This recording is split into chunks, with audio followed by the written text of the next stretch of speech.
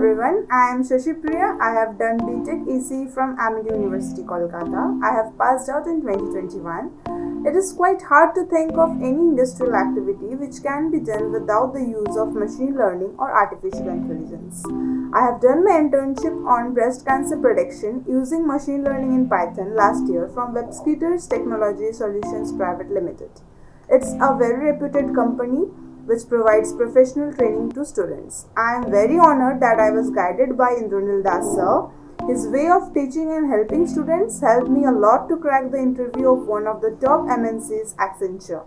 Taking this internship from Webskitters Technology Solutions Private Limited and having been guided by Indranil sir is definitely one of the best decisions I made. Thank you.